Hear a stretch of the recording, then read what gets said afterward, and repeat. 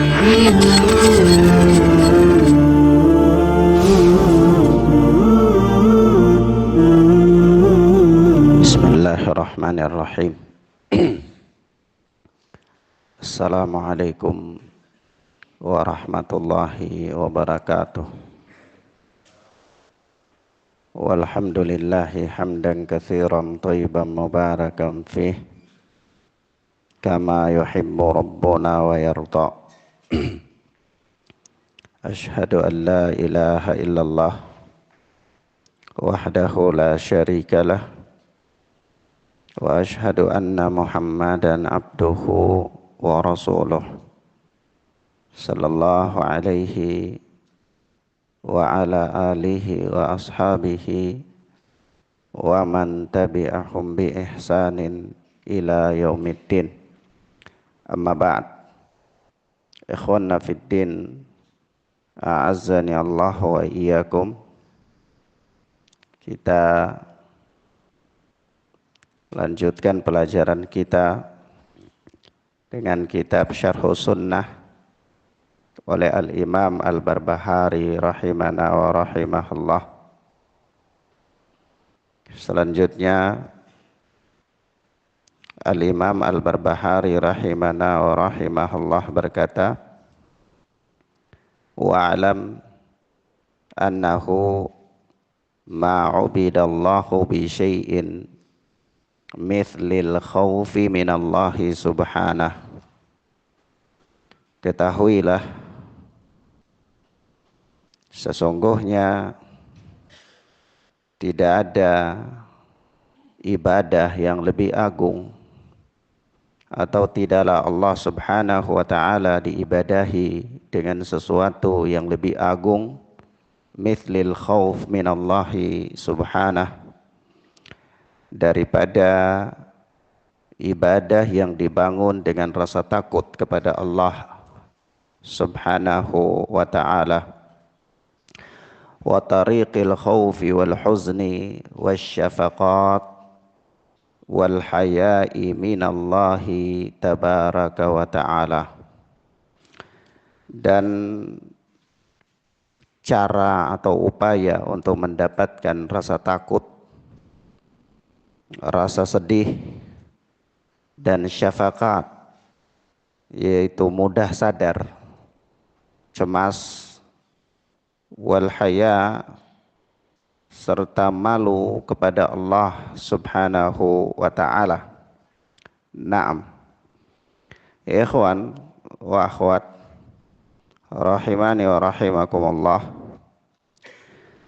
di ucapan Al-Imam Al-Barbahari ini kita dapati satu pembahasan khusus, yaitu yang berkaitan dengan rukun ibadah,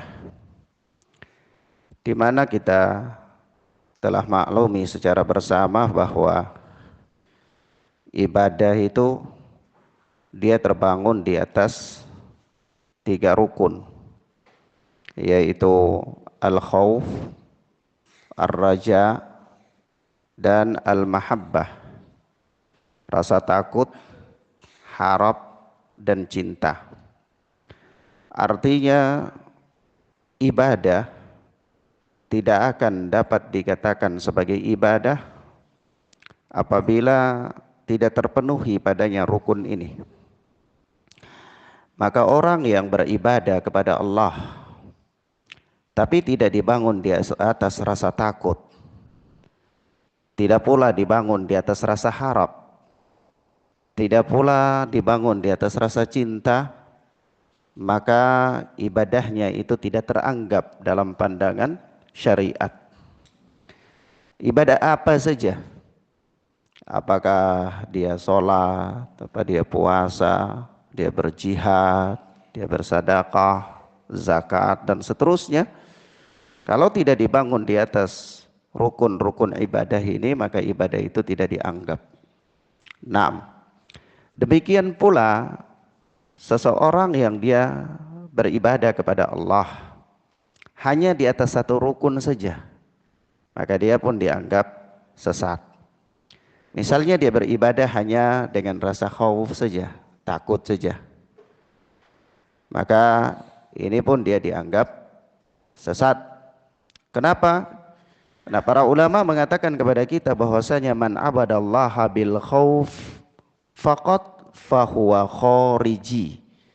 Barang siapa yang dia beribadah kepada Allah dengan rasa takut saja, maka dia adalah khawarij. Dia seorang khawarij. Kenapa? Ya karena dia menjadikan Allah Subhanahu wa taala itu seperti seorang penguasa yang sangat zalim. Ya. Karena ibadah yang dia bangun di atas rasa takut sedemikian adanya, maka tidak luput darinya orang-orang yang terjatuh di dalam dosa-dosa besar. Begitu jatuh dalam dosa, kafir. Jatuh dalam dosa, kafir. Ya. Kenapa? Karena rasa takut yang berlebihan terhadap ancaman-ancaman Allah Subhanahu wa taala.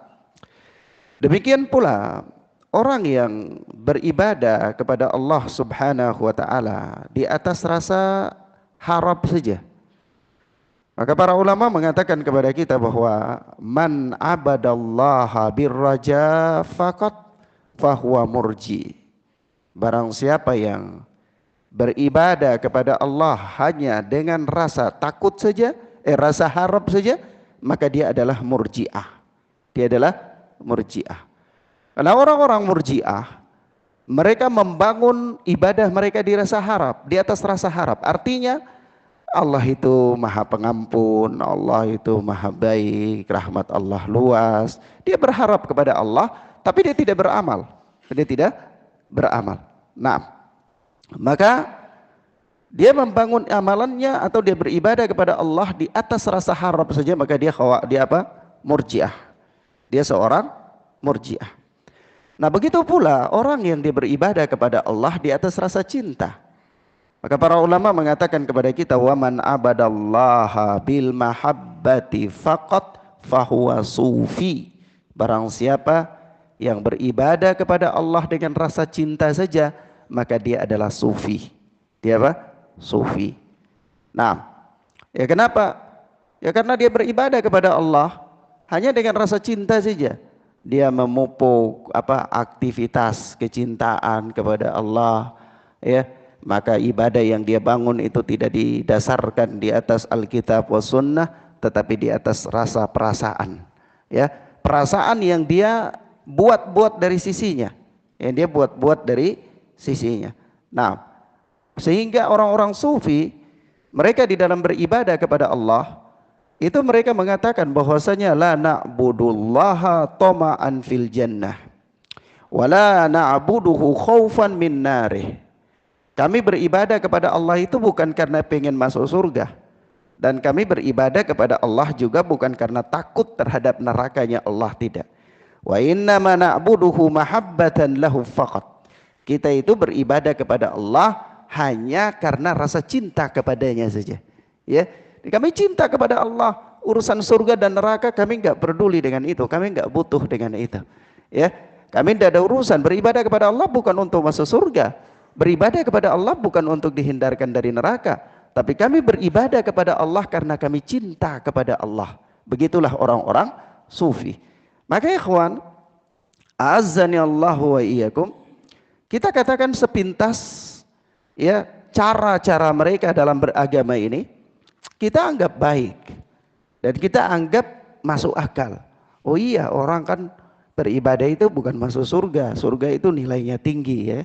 Nah, begitu pula orang itu dia melakukan bentuk-bentuk ibadah ya dengan rasa cinta kepada Allah. Maka ikhwan, a'azzani Allah wa iyyakum, kita katakan ini semua adalah merupakan bentuk penyimpangan. Orang yang beribadah kepada Allah dengan rasa harap menyimpang. Orang yang beribadah kepada Allah hanya dengan rasa takut menyimpang. Orang yang beribadah kepada Allah hanya dengan rasa cinta menyimpang. Sebab itu beribadah kepada Allah Subhanahu wa taala harus dibangun di atas 3 rukun ini, yaitu rasa takut, rasa harap, dan rasa cinta kepada Allah Azza wa Jalla. Orang itu dia takut sehingga dia takut daripada makar Allah Subhanahu wa taala. Ya, sebagaimana Allah Azza wa Jalla mengatakan afa aminu makrallah fala ya'manu makrallahi illal qaumul khasirun. Apakah mereka merasa aman dari makar Allah, dari adab Allah? Tidak ada yang merasa aman dari adab Allah melainkan orang-orang yang merugi, kaum yang merugi. Nah, begitu pula ketika orang dia beribadah kepada Allah dengan rasa cinta tanpa mengikuti petunjuk Nabi sallallahu alaihi wasallam, maka pengakuan cintanya itu hanyalah cinta yang kosong belaka. Ya, karena Allah Azza wa Jalla mengatakan qul in kuntum tuhibbunallaha fattabi'uni. Kalau kalian itu cinta kepada Allah, maka ikutilah aku. Maka cinta kepada Allah adalah merupakan salah satu rukun ibadah. Tetapi beribadah kepada Allah dengan rasa cinta harus mengikuti Nabi sallallahu alaihi wasallam. Bukan semata-mata dengan mengolah aktivitas kerohanian semata-mata, lalu dia beribadah kepada Allah dengan meminta fatwa dari hatinya.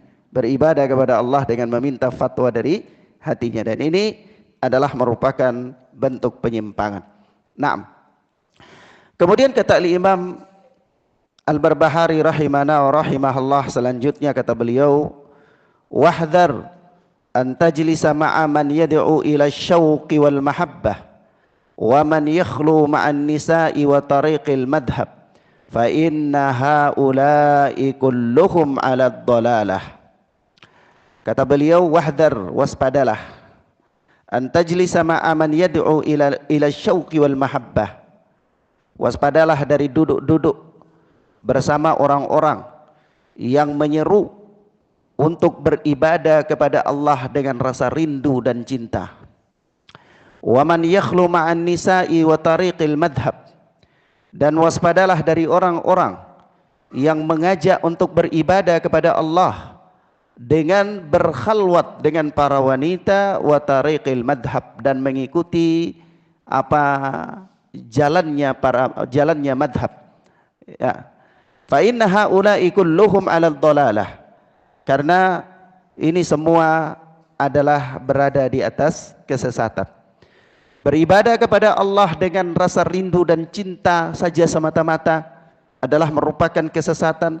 Beribadah kepada Allah dengan berkhalwat dengan wanita, beribadah kepada Allah dengan mengikuti tarekah, cara-caranya madhab tertentu, madhab sufi, maka ini semua adalah berada di atas kesesatan. Nah, ikhwan wa akhwat, a'azzani Allah wa iyyakum. Al-Imam Al-Barbahari setelah memperingatkan kita dari ahli kalam, duduk dan belajar dari ahli kalam pada beberapa poin yang lalu, beliau pada poin ini memperingatkan kita dari bergaul dengan para sufi. Hakikatnya bergaul dengan para sufi. Ya, kenapa? Karena orang-orang sufi mereka beribadah kepada Allah dengan berbagai macam perkara bid'ah, berbagai macam perkara muhdatsat, dan mereka membuat tarekah di dalam beribadah, sehingga mereka merasa tidak butuh dengan ilmu, mereka merasa tidak butuh dengan hadis Nabi, tidak perlu mempelajari ilmu agama, karena ibadah kepada Allah dibangun di atas rasa rindu kepada Allah dan rasa cinta yang kuat kepada Allah. Lalu mereka membuat tarekah. Ada orang-orang sufi itu pada tingkatan-tingkatan tertentu mereka punya mursyid, mereka punya guru-guru pembimbing yang melalui mereka lah dapat membimbing jamaahnya untuk sampai kepada Allah Azza wa Jalla. Kalau belum melalui mereka, belum sampai kepada Allah, maka masing-masing kelompok mempunyai mursyid. Nah, ini tarekah mereka.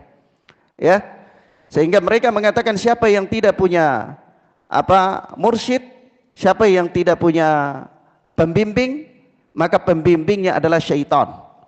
Jadi dia harus punya pembimbing yang membimbing dia, membawa dia jalan untuk sampai kepada Allah Azza wa Jalla.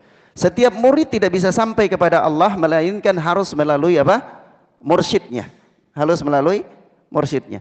Nah, tarekah seperti ini ya adalah merupakan bentuk penyimpangan yang diperingatkan oleh Al-Imam Al-Barbahari di sini, yaitu wa tariqil madhab. Ya, tariqil madhab adalah tariqah yang dimiliki oleh kaum sufi. Naam. Maka ikhwan, sampai-sampai orang-orang sufi itu mereka mempunyai slogan-slogan. Di antaranya mereka mengatakan kepada kita bahwa ishtagilu bi dzikrillah, ishtagilu bil ibadah.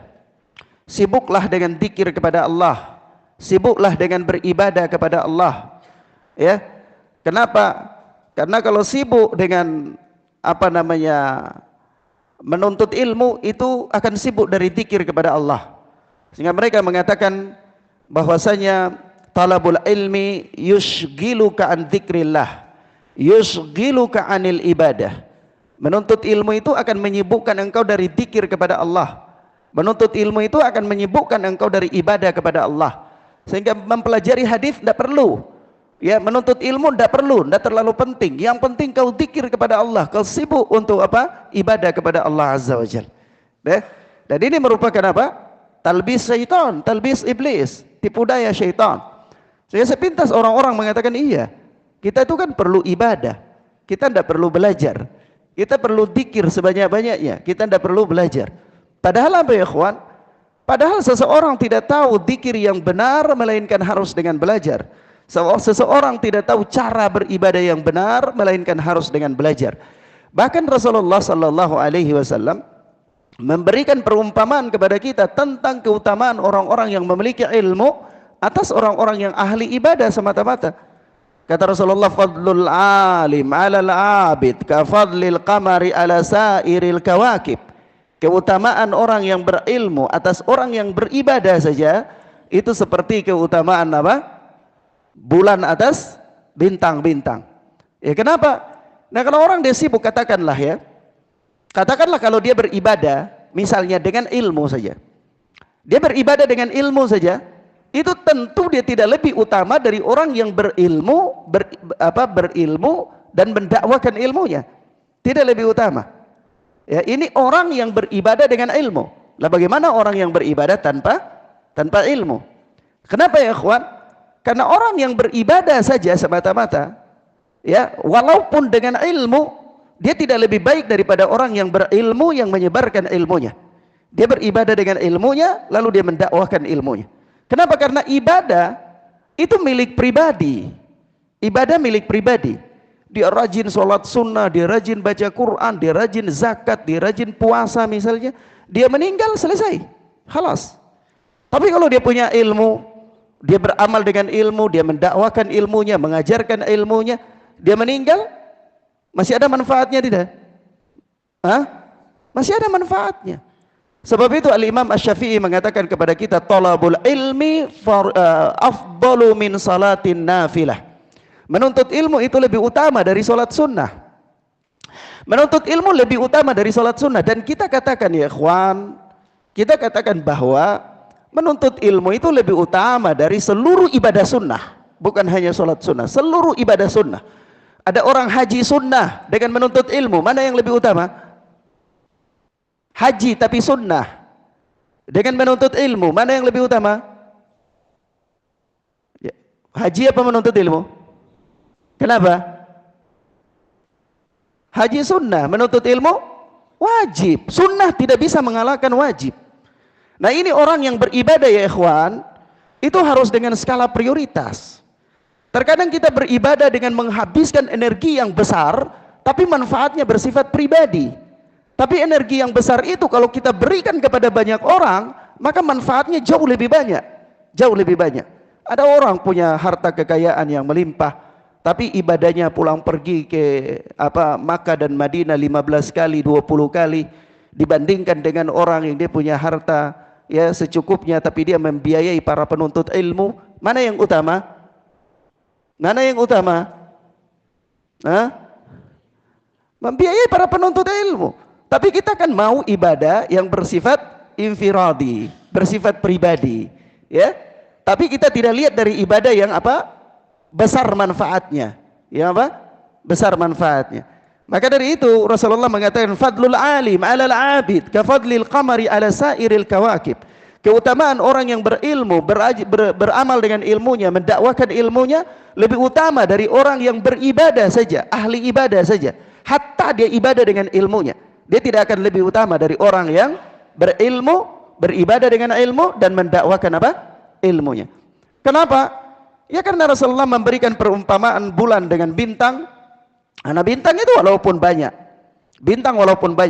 punya cahaya yang indah sekalipun, tapi dia hanya bisa menerangi dirinya saja. Kalau malam yang gelap, antum lihat ke langit, ada ribuan bintang di jalan raya, di lorong-lorong, antum bisa berjalan tanpa penerang apa enggak? Enggak bisa. Karena walaupun ribuan cahaya bintang di langit, dia tidak akan bisa menerangi lorong-lorong di jalan-jalan yang antum berjalan padanya di bumi. Tapi kalau bulan, malam yang gelap muncul bulan, antum bisa berjalan tanpa penerang enggak? Bisa, walaupun tidak antum bawa penerang. Kenapa? Bulan walaupun satu, tapi dia menerangi seluruh lorong-lorong daripada bumi. Itulah perumpamaan, hakikat dari perumpamaan orang yang berilmu. Nah, manfaatnya menyeluruh. Ketimbang orang yang beribadah tapi pelit dalam ibadah. Pelit dalam ibadah dalam tanda kutip, ibadahnya mau untuk dirinya saja. Ibadahnya mau untuk apa? Dirinya saja. Tidak mau ibadah dalam konteks yang lebih luas, yang manfaatnya dapat dirasakan oleh mayoritas kaum muslimin. Naam. Maka ikhwanna fid din azzani Allah wa iyyakum, itu semua adalah merupakan bentuk-bentuk penyimpangan, merupakan bentuk-bentuk kesesatan. Kata Al-Imam Al-Barbahari rahimana wa rahimahullah. Dan di antara tarekah sufiyah itu mereka punya membagi agama ini menjadi tingkatan-tingkatan ya. Ada syariat, hakikat, tarekah, ma'rifah. Jadi kalau mereka sudah sampai pada tingkatan-tingkatan tertentu, yang namanya tingkatan ma'rifah, itu tidak berlaku lagi bagi mereka syariat. Tidak berlaku lagi bagi mereka syariat. Mereka tidak mengenal halal haram. Sehingga orang-orang sufi punya semboyan mengatakan nahnu ma alaina ithmun wa nahnu minal arifina billah. Ya, tidak ada dosa lagi bagi kami, tidak ada urusan yang berkaitan dengan dosa lagi bagi kami. Kenapa? Kami sudah sampai pada tingkatan ma'rifah. Kami sudah sampai pada tingkatan apa? Ma'rifah. Jadi dia lakukan dikir-dikir, berkhalwat dengan para wanita, dia melakukan aktivitas-aktivitas ibadah yang di sana ada khalwat, ada tabarruj dan seterusnya. Dan subhanallah ikhwan, ana pernah membaca sebuah buku tentang tarekah. Nah, kalau kita lihat tarekah At-Tijaniyah ya, itu ngeri sekali tarekahnya ya, sampai mursidnya itu dianggap ada orang yang bangun malam di antara muridnya, bangun malam hanya untuk lihat wajah mursidnya saja ya, lihat wajah mursidnya, tidur lagi, itu sudah ibadah ya. Mereka berebutan untuk mengambil kotoran mursyidnya, itu dianggap untuk berkah, ngelap berkah. Dan ada satu aktivitas zikir ya. Jadi mereka pada malam-malam tertentu itu mereka berzikir di situ, laki perempuan berzikir sampai ya, kesetanan. Maka tidak ada lagi batasan halal haram bagi mereka. Tidak ada lagi batasan apa? Halal haram bagi mereka. Karena apa? Mereka telah sampai pada batas apa? Ma'rifah. Mereka mengatakan begini, man arrafa nafsah arrafa rabbak. Barang siapa yang sudah mengenal dirinya, maka dia sudah mengenal Tuhan. Jadi cukup mengenal dirinya saja, tidak perlu sholat. Jadi sholatnya itu duduk-duduk sholat, jalan sholat ya, bermain sholat, di kantor sholat. Kenapa? Sudah mengenal dirinya ya. Dan sudah mengenal dirinya, dia sudah mengenal Allah. Sementara Allah Azza wa Jalla mengatakan apa? Wa'budu rabbaka hatta ya'tiyakal yakin. Sembahlah Rabbmu sampai datang kepada engkau al-yakin. Al-yakin itu adalah mengenal Allah bagi mereka. Maka mereka membangun hadis man arrafa nafsah arrafa rabbak. Padahal ini adalah kalimat yang tidak ada asal usulnya, tapi dijadikan sebagai hadis dasar dalam beragama oleh orang-orang sufi. Mereka tidak mengenal yang namanya halal haram. Nah, inilah tarekah-tarekah mereka yang Al-Imam Al-Barbahari melarang kita dari mengikuti yang demikian itu, dan itu semua termasuk dari bentuk penyimpangan. Kemudian kata beliau, wa'lam anna Allah ta'ala da'al khalqa kullahum ila ibadatih wa manna min ba'di dzalika ala man yasha'u bil Islam tafaddulan minhu. Ketahuilah bahwa sesungguhnya Allah Subhanahu wa taala yang menyeru seluruh makhluknya untuk beribadah kepadanya. Wa manna min ba'di dzalika ala man yasha'u bil Islam tafaddulan minhu. Dan Allah memberi karunia setelah itu ya kepada siapa yang Allah kehendaki untuk Islam, tafaddulan minhu, sebagai satu karunia dari Allah. Nah, ikhwan, kita lihat di sini Al-Imam Al-Barbahari menekankan bahwa seluruh manusia, bahkan para jin, itu diciptakan oleh Allah untuk beribadah kepada Allah. Tidak ada satu orang pun atau satu makhluk pun yang dia mengatakan bahwa dia tidak wajib untuk beribadah kepada Allah. Semua makhluk dia berkewajiban untuk beribadah kepada Allah dengan melaksanakan rububiyahnya Allah, uluhiyahnya Allah, asma wa sifatnya Allah Azza wa Jalla. Pembagian ini meskipun ditentang oleh sebahagian golongan, tetapi hakikatnya golongan-golongan tersebut membagi pengabdian kepada Allah pun dengan bagian-bagian. Atau kita katakanlah Allah Subhanahu wa taala menyeru manusia untuk mentauhidkan Allah, baik secara rububiyah, baik secara uluhiyah, maupun secara asma wa sifat. Sebagian orang menolak dan mereka mengatakan dakwah yang mengajak manusia kepada tiga tauhid itu mirip dengan dakwah trinitas. Ya. Tetapi hakikatnya mereka juga membagi peribadatan kepada Allah dengan tiga bagian. Sebagaimana orang-orang sufi, mereka membagi keesaan Allah itu ada menjadi keesaannya orang awam, keesaannya orang khusus, keesaannya orang lebih khusus lagi. Ada tiga. Asy'ari itu membagi Allah juga menjadi tiga. Itu keesaan Allah Subhanahu wa ta'ala dalam namanya, dalam zatnya, dalam ibadahnya. Sama hakikatnya. Ala kulli hal, apapun pembagiannya, tetapi Allah Subhanahu wa ta'ala menciptakan manusia dan memerintahkan mereka untuk beribadah kepada Allah. Allah tabaraka wa ta'ala berfirman, wa ma khalaqatul jinna wal insa illa liya'budun. Dan tidaklah Allah menciptakan jin dan manusia melainkan agar supaya mereka beribadah kepadaku, kata Allah. Ya ayuhan nas, ubudu rabbakumul ladzi khalaqakum. Wahai sekalian manusia, sembahlah oleh kalian Allah yang telah menciptakan kalian. Dan seterusnya. Ayat-ayat Allah Subhanahu wa taala banyak sekali yang mengajak, memerintahkan manusia untuk beribadah kepada Allah Subhanahu wa ta'ala. Dan seorang mendapatkan jalan kebenaran itu adalah merupakan karunia dari Allah. Seorang mendapatkan jalan kebenaran itu bukan karena kehebatan dirinya, bukan karena kepintarannya, bukan karena ketakwaannya, tetapi seorang ditunjuki oleh Allah jalan kebenaran itu karena apa? Karunia dari Allah Azza wa Jalla. Dan semua itu punya sebab-sebab. Orang yang dia berusaha mencari jalan kebenaran, maka Allah akan mudahkan dia kepada jalan kebenaran. Man jahada fina lanahdiyannahum subulana. Barang siapa yang bersusah-susah, berkorban, berjuang di jalan-jalan kami, niscaya kami akan memberikan dia petunjuk kepada jalan-jalan kami. Begitu pula Allah berfirman, wa amma man a'ta wattaqa wa saddaqa bil husna fasanuyassiruhu lil yusra. Ya. Nah, jadi itu semua ada sebab. Seorang yang mendapatkan jalan kebenaran itu adalah karunia dari Allah. Tetapi untuk mendapatkan karunia dari Allah itu dia perlu melakukan apa? Sebab-sebab. Dia perlu melakukan sebab, berupaya untuk menghindari penyimpangan, berusaha untuk menghindari kelompok-kelompok yang menyimpang, berusaha membekali dirinya dengan ilmu dan seterusnya, dan ini adalah merupakan upaya untuk mendapatkan apa? Karunia Allah yang namanya hidayah. Naam. Karena orang apa namanya?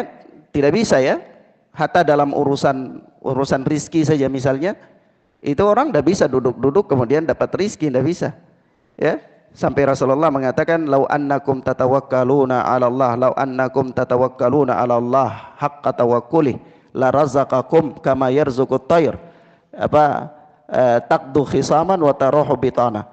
Kalau saja kalian itu bertawakal kepada Allah dengan sebenar-benar tawakal, niscaya apa? Allah akan memberikan rizki kepada kalian sebagaimana Allah memberikan rizki kepada burung. Lalu apa kata Rasulullah di situ? Yani taqdu khisaman wa taruhu bitanan.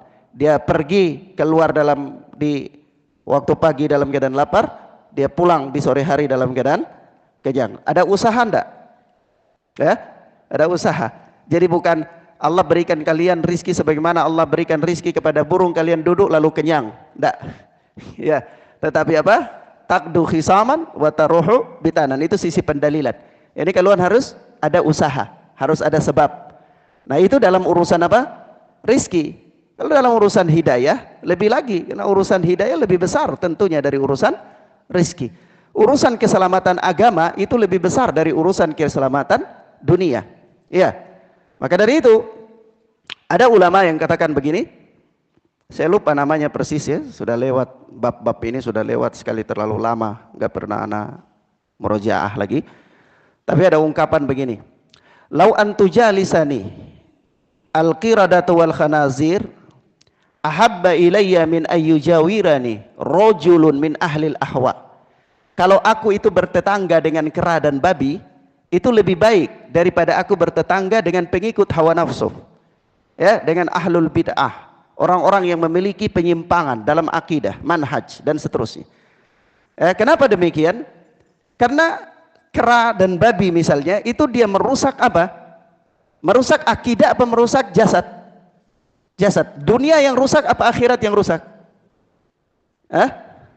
Dunia. Kalau pengikut hawa nafsu, dia merusak dunia apa merusak akhirat? Akidah, akhirat. Akhirat kita rusak apa dunia kita yang rusak? Rusaknya akhirat dibandingkan dengan rusaknya dunia, mana yang lebih bahaya? Rusaknya akhirat. Iya. Rusaknya akhirat, rusaknya akidah. Maka dari itu apa? Upaya untuk membentengi diri dari apa? Penyimpangan, upaya untuk istiqamah di atas hidayah, itu merupakan upaya yang paling besar, merupakan upaya yang paling besar. Kenapa? Karena keselamatan akhirat itu jauh lebih besar dari keselamatan dunia. Ya. Naam. Baik. Demikian ikhwan fiddin azani Allahu wa iyyakum. Ini beberapa hal yang bisa kita sampaikan pada kesempatan di pagi hari ini ikhwan.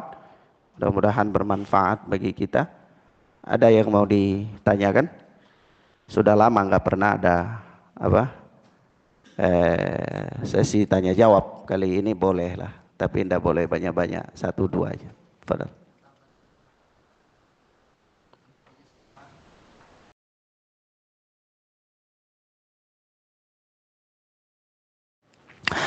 Sufi yang dimaksudkan dengan para sufi yang sesat, awalnya sufi itu tidak sesat, ya. Awalnya tidak sesat, dia berasal dari suf, yaitu apa? Pakaian wol, ya. Artinya orang-orang yang suka menyendiri, uzlah dalam beribadah, ya, dan seterusnya. Masih sebatas ini dia tidak sesat.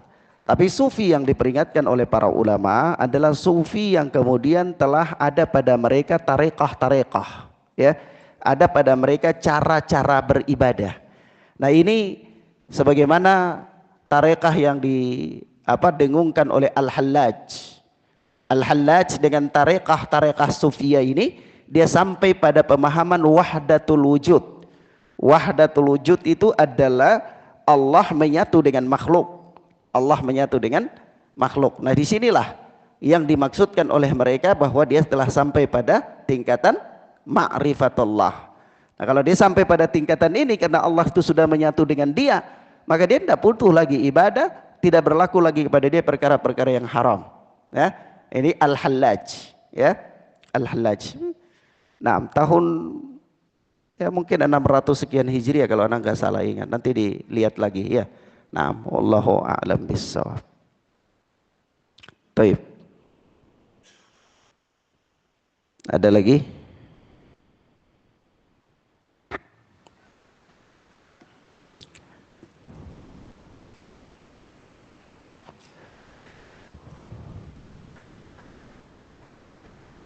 Gimana, Mang Yadi? Ada pertanyaan? Nah, ini harus dibilang baru mau tanya nih. Kalau nggak dibilang nggak tanya. Ya.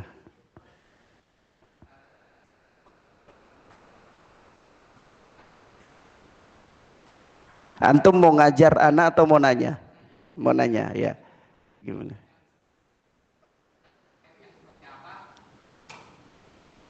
Gimana?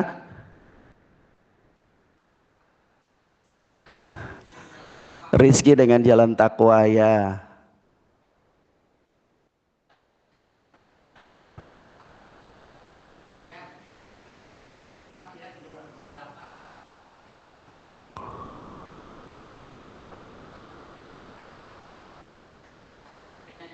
Ah.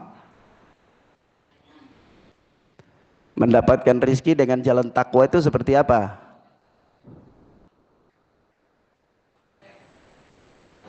Antum mau ngajar apa mau nanya? Ah, yang mau nanya itu apa? Nah itu aja sudah, ndak usah panjang. Ya. Nah, ana udah paham. Ya. Nanti antum ngasih kuliah ana lagi. Baik. Ikhwan fiddin azani Allah wa iyyakum, maksudnya begini. Kurang lebih pertanyaannya, rizki itu kan bisa didapat dengan beberapa jalan. Ada jalan usaha, ada jalan takwa. Nah, rizki yang didapat dengan bentuk takwa itu yang kayak bagaimana? Ya. Nah, maka ikhwan, azani Allah wa iyyakum, kalau ditanyakan rizki yang didapat dengan jalan takwa itu bagaimana? Itu sama dengan kita bertanya bentuk sholat itu seperti apa? Ya. Atau kita tanya bentuk puasa itu seperti apa? Kenapa? Karena salat dan puasa itu takwa. Iya. Berdoa itu takwa. Menghindari yang haram itu takwa. Melakukan kewajiban itu takwa. Jadi kalau kita tanya bentuknya bagaimana, wallahu alam, saya belum pernah lihat bentuknya bulat apa segi empat, saya belum pernah tahu. Ya. Nah, tapi ala kulli hal, ya, yang dimaksudkan dengan takwa itu adalah apa, imtithalu awamirillah wajtinabu nawahi, melaksanakan perintah-perintah Allah dan menghindari larangan-larangan Allah. Sudah. Kalau antum beribadah kepada Allah dengan yang demikian, maka Allah akan memberikan Anda bonus. Allah akan memberikan Anda bonus. Tapi kalau Anda menghindari, Anda tidak bertakwa kepada Allah dan Anda mencari rizki dengan usaha saja semata-mata, maka Anda tidak akan dapat bonus. Yang Anda dapat adalah rizki yang ditakdirkan untuk Anda saja. Anda ditakdirkan hari ini, bulan ini mendapatkan uang 1 miliar misalnya. Lalu Anda tidak bertakwa, Anda berusaha keras memperbaiki manajemen dan seterusnya, tapi tidak melakukan dosa juga, ya, tidak terjatuh dalam kemaksiatan-kemaksiatan. Tapi Anda hanya berusaha fokus bagaimana memperbaiki usaha Anda. Maka Anda akan mendapatkan itu saja, rizki itu saja, bonus tidak ada. Tapi kalau Anda ditakdirkan untuk mendapatkan rizki bulan ini 1 miliar, lalu Anda memperkuat ketakwaan Anda, berdoa kepada Allah, ya, memperkuat ketakwaan sambil Anda berusaha, maka Anda akan mendapatkan yang Anda ditakdirkan 1 miliar dan Anda akan diberikan bonus oleh Allah Azza wa Jalla. Wa ya'tihi minad dunya wa hiya ragimah, dunia akan datang kepada engkau dalam keadaan dunia itu dipaksa datang. Kenapa? Bagi siapa?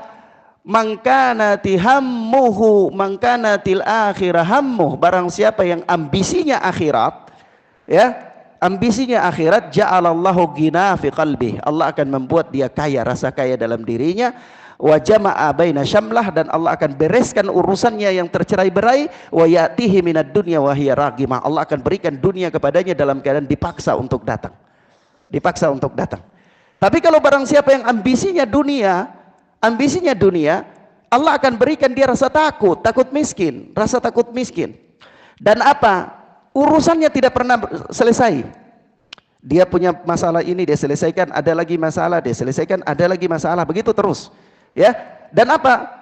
Dan tidak datang dunia kepadanya illa ma qaddiralah, melainkan sekedar yang ditakdirkan saja. Ya.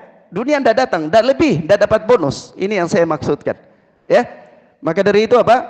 Takwa adalah merupakan usaha paling tertinggi di samping usaha yang lain. Jadi kalau orang dia berdoa, berdoa itu usaha apa bukan? Usaha. Karena itu adalah bagian dari takwa, ya. Nah, tetapi antum jangan seperti apa?